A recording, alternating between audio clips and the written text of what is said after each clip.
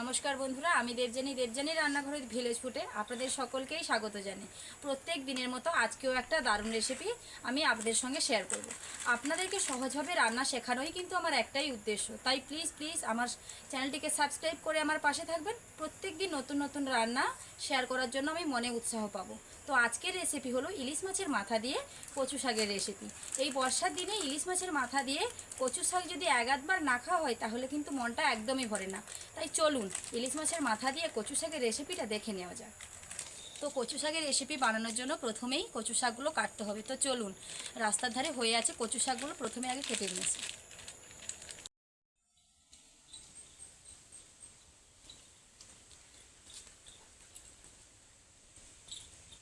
বাবু সঙ্গে সঙ্গে যাচ্ছে, দেখুন ঝুড়ি নিয়ে যাচ্ছে, ও শাকগুলো আনবে। এই দেখুন, এখানে কিন্তু বেশ অনেকগুলো কচু গাছ হয়ে আছে, এখান থেকেই আমি তুলে নেব।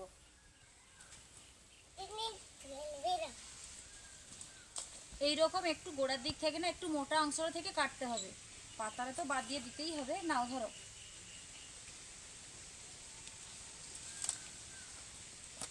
না এখানে কিন্তু বেশ অনেকগুলো কাটা হয়ে গেছে, আর প্রচুর জঙ্গলের মধ্যে না ভয় লাগছে, এখান থেকে চলে যাব, আর কোথাও কয়েকটা আছে কিনা কাটবো। কি গো বাবু, তুমি একসঙ্গে কুড়াওনি? কতগুলো আমি কেটেছি, তুমি একদমই একসঙ্গে কুড়াওনি। আমার সঙ্গে এসে হেল্পিং হ্যান্ডের জায়গায় আরো খারাপ কাজ করছো তুমি একদম আমার সঙ্গে, জানো তো কতগুলো হয়েছে। চলো চলো, ঝুড়িটা কোনো কাজেই লাগেনি, এত বড় বড় কচু শাক ঝুড়ি কি আর কাজে লাগে? নামে মাত্র নিয়ে যাওয়া। এই দেখুন, এইরকম একটু কালো কালো দেখে না কচু শাকগুলো তুললে কিন্তু ভালো হয়। এইরকম কচু শাকের মানে কালো কালো যে শাকগুলো, সেগুলো খেতেও ভালো লাগে, আর খুব একটা কিটায় না সেগুলো, না হলে খুব চুলকানি হবে।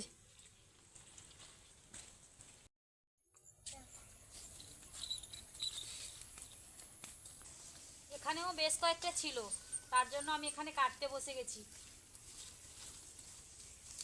সেখান থেকে কয়েকটা তোলা হয়ে গেছে, এখান থেকে কয়েকটা তুললেই হয়ে যাবে। সরো চলো,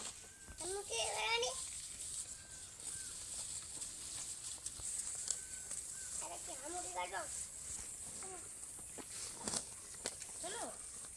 বেশ অনেকগুলো কিন্তু কাটা হয়ে গেছে। এই যে এখানে একটা বেশ মোটা দেখছি, এটা কেটে নিয়ে যাবো। একটু মোটা মোটা দেখে ডাঁটাগুলো কাটলে না খুব ভালো হয়। হয়ে গেছে, এবার কিন্তু বেশ অনেকগুলো হয়ে গেছে। সোনা, তুমি ঝুড়ি নাও। এই দেখুন, বেশ অনেকগুলো কচু শাক হয়ে গেছে, আমার রান্নার মতো একদম হয়ে গেছে। তো চলুন এবার রান্নার জায়গায় যাওয়া যাক, এগুলো কিন্তু আরো অনেক কাজ আছে।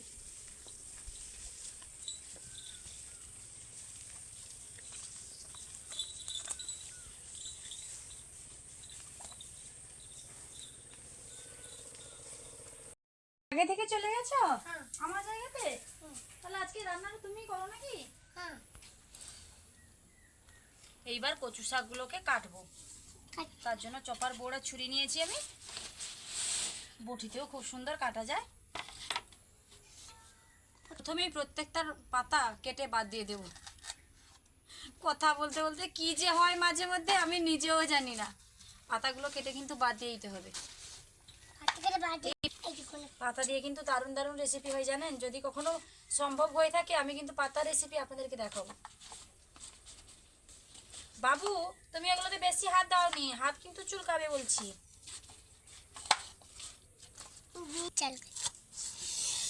এই দেখুন, একটা আঁশ আছে কিন্তু সেই আঁশটা এরকম ছুরি দিয়ে হালকা চাপ দিলেই উঠে যাবে।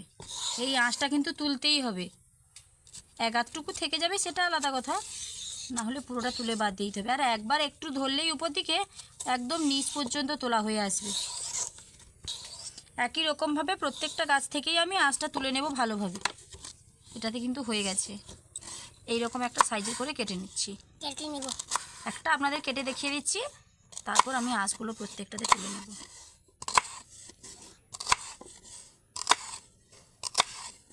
ছোট বড়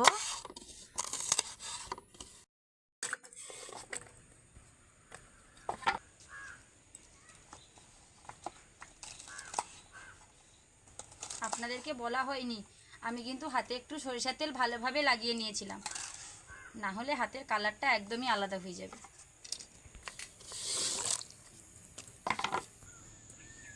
উনুন ধরিয়ে জল গরম করতে বসিয়ে দিয়েছি, কারণ কচু শাকটাকে একটু ভাপিয়ে নিতে হবে, না ভাপালে কিন্তু চুলকানি করবে।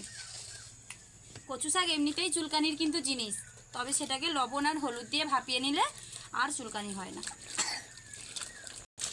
একবার কিন্তু আমি ধুয়ে জলটা ফেলে দিয়েছি, আর একবার জল দিয়েছি, ভালোভাবে ধুয়ে কড়াইতে দিয়ে দেবো। জলটাও গরম হয়ে এসছে, এবার আমি ছেঁকে ছেঁকে কড়াইতে দিয়ে দেবো।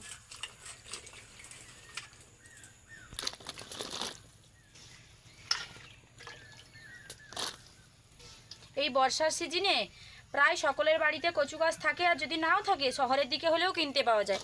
অবশ্যই একবার বাড়িতে এরকম বানিয়ে খাবেন। বিশেষ করে ইলিশ মাছের সিজন মানে ইলিশ মাছের মাথা দিয়ে এই কচু শাক অসম্ভব মজার একটা রান্না, খেতেও ভীষণ ভালো লাগে। পরিমাণ মতো হলুদ দিয়ে দেবো, পরিমাণের থেকে একটু বেশি করেই দেব, আর একটু দিয়ে দিচ্ছি। এইবার দিয়ে দেব লবণ।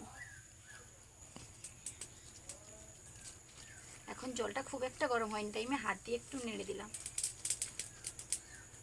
5 থেকে 7 মিনিটের জন্য এটাকে ভাপিয়ে নেব।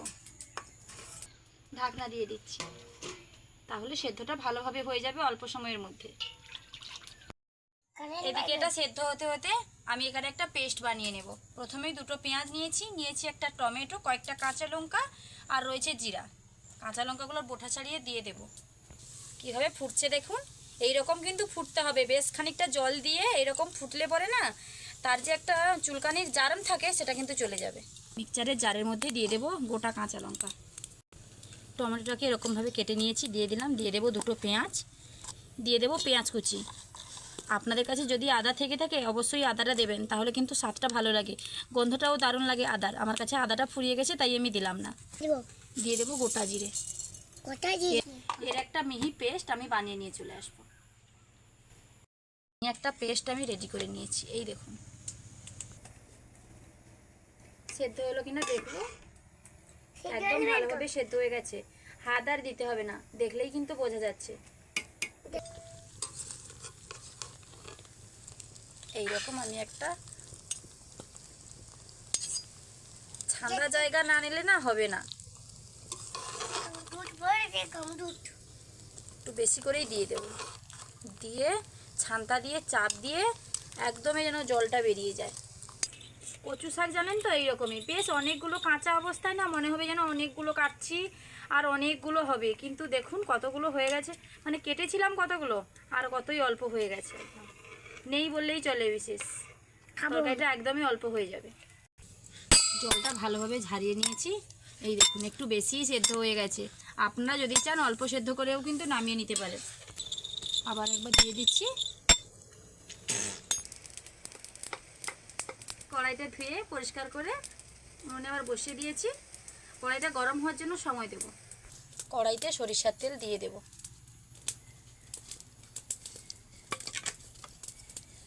ইলিশ মাছের মাথা দিয়ে কচু শাকের এই রেসিপিটা কিন্তু সরিষার তেল দিয়েই বানাতে হয়, তাই আমি সরিষার তেলটা দিয়ে দিলাম।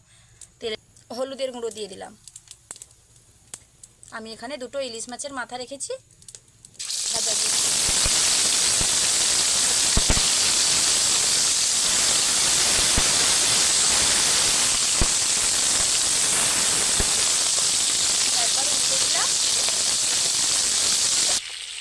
যখনই রান্না হবে ও কিন্তু আসবে আর এরকম দুষ্টামি করবে, খালি বলছে মা আজকে কি রান্না হবে, তাড়াতাড়ি তুমি রান্না করো। ওই কিন্তু সবগুলো আগে চাখবে, লবণ হলুদ তো বলতে পারবে না, শুধু জাস্ট বলবে ভালো হয়েছে, এইরকম হাত দেখাবে, এটাই ওর কাজ। এই দেখুন কীরকম করছে, তুমি রান্নার সময় এরকম যে করছো, রান্নাটা তো খারাপ হয়ে যাবে না। শোনো, ইলিশ মাছের মাথা আবার খুব বেশি ভাজতে নেই, যে কোনো ইলিশ মাছ না খুব বেশি ভাজলে ভালো লাগে না। মাছের মাথাগুলো ভাজা হয়ে গেছে, একটা প্লেটের মধ্যে নামিয়ে নেব।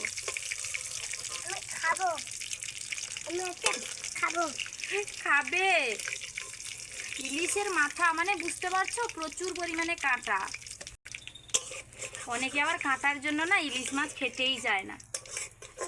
কেন হাসছি জানেন, আমি বলছি ফোড়ন দেব আর ও বলছে ফড়িং ফড়িং। প্রথমেই ফোড়নে দিয়ে দেব তেজপাতা, কয়েকটা গোটা শুকনো লঙ্কা আর 5 ফোড়ন।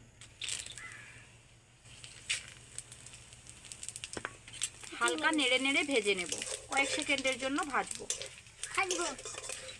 ইলিশ মাছের মাথা দিয়ে এই কচু শাক বর্ষাকালে এক আধবার যদি না খাওয়া হয় মনটা কিন্তু একদমই ভরে না। বেটে রাখা মশলা দিয়ে দেবো।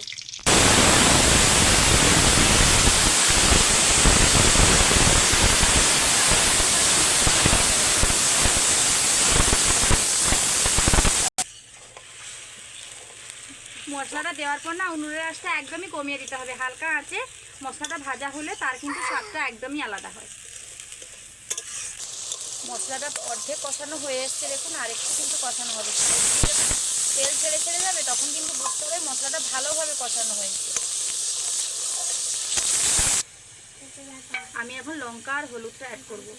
দিয়ে দেবো হলুদের গুঁড়ো।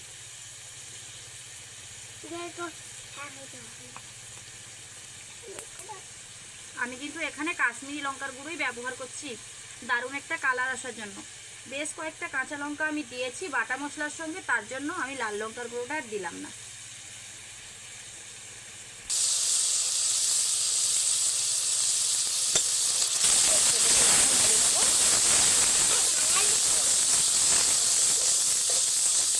তুমি রান্না করবে কি বাবু? হ্যাঁ, আমি যদি 11 দিন অসুস্থ হয়ে পড়ি তাহলে তুমি আমার চ্যানেলটা চালাবে তো? কি রান্না করবে? মাছ? মাছের ঝোল না টক? টক কি দিয়ে টক হবে বাপি? মাছ দিয়ে তো হবে। কি সবজিটা দেবে টকে? হ্যাঁ, জুস। ও না জুস না হলে ভাত খেতেই পারে না, একদম শুকনো ভাত খেতে পারে না। মনে হচ্ছে এরকম ছোট ছেলে হয়তো একটু মাছ বা মাংস দিয়ে শুকনো ভাত খাবে, ওকে জুস দিতেই হবে। সেটা যেতটাই মানে যেভাবেই হোক না কেন, ঝাল হোক কিংবা না হোক, জুস না দিলে ও একদমই ভাত খেতে পারে না। তার জন্য ও বলে দিল জুস। মশলাটা ভালোভাবে মানে এতটা কষানো হয়েছে তো কাশি আসছে, বেশ সুন্দরভাবে কষানো হয়ে গেছে। এবার দিয়ে দেব কচু শাক। সেদ্ধ করে রাখা কচু শাক দিয়ে দিলাম। দিয়ে কয়েক মিনিটের জন্য কিন্তু মশলার সঙ্গে কচু শাকটাকে নাড়াবো। হঠাৎ ঠিক করে আবার মাছের মাথাটা দিতে যাবেন না। আবার অনেকে কিন্তু মাছের মাথাটাকে একদমই গুঁড়ো করে দেয় তরকারিতে। যদি সেরকম খেতে চান তাহলে এই কচু শাকের সঙ্গেই ভেজে রাখা মাছের মাথা দিয়ে দেবেন। আমি কিন্তু সেরকমভাবে আজকে রান্নাটা করব না। মাছের মাথার যে আস্ত থাকে সেই রকমভাবেই আজকে রান্নাটা করব। বেশ কিছু সময় ধরে আমি নেড়ে নিয়েছি। এবার ভেজে রাখা মাছের মাথা দিয়ে দেব। রান্নাটা কতটা সুন্দর হয়েছে দেখুন। এই যে দেখুন সাইডে এই যে তেল ছেড়ে ছেড়ে যাচ্ছে না, অপূর্ব স্বাদের কিন্তু রান্নাটা হয়েছে। এই রকম কচু শাক আর গরম গরম ভাতের সঙ্গে ভীষণ মজাদার একটা খাওয়া। বর্ষাকালে বাইরে বেশ হালকা হালকা বৃষ্টি হবে আর বাড়ির মধ্যে গরম গরম ভাত, মাছ, ইলিশ মাছের মাথা দিয়ে, মাছের মাথা নয় ইলিশ মাছের মাথা দিয়ে কচু শাকের এই তরকারি। বেশ কয়েক মিনিট ধরে এটা রান্না করে নেব আমি।